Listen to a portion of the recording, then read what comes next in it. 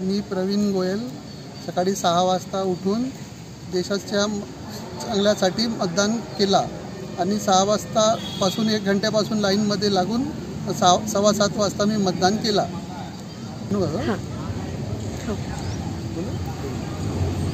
आपण आपला कर्तव्य पार पाडला।